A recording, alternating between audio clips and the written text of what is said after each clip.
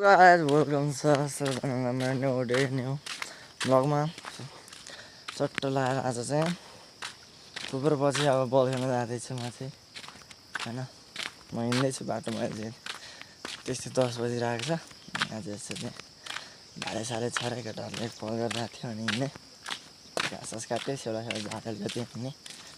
अनि आज बुढीहरू पनि छुट्टी छ नि त उदाहरण गरिरहेको छु घर भनेर हिँड्ने त जानु मिल्दैन थियो बाबाले कट्टा हानिहाल्थ्यो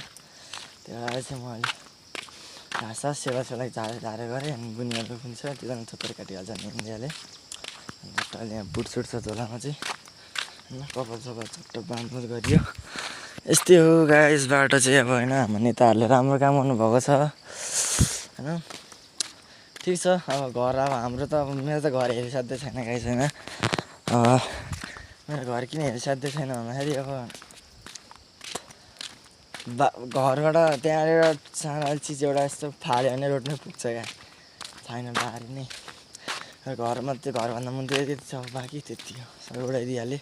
तर बाटो खन्ड पनि राम्रो खन्यो भए चाहिँ ठिकै हुन्थ्यो अब यस्तो खनेको छ के भन्नु अब नेताहरूलाई है त्यही हो अब भन्नु सकिएन हामीले अब नेताहरू भोट त हालियो जिताइहाल्यो अब राम्रो काम गर्ला भनेको अब यस्तै हो बाटोसाटो बिगार्ने मात्रै काम गरेको छ ल गाइस अब तपाईँहरूलाई उनीतिर गएर भेटौँ ल होइन नेताको कुरामा छोडिदिउँ अब यस्तै हो ल गाइस म चाहिँ अहिले यता आएको छु अहिले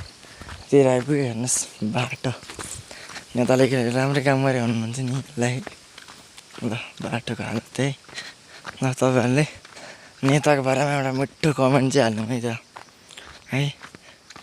यस्तै छ बाटो अब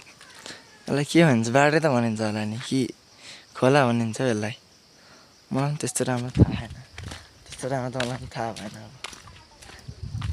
तपाईँहरू कमेन्ट गर्नुहोस् त मिठो नेताहरूको मुखैमा बोली नै ननिस्किने कमेन्ट हाल्नु त ल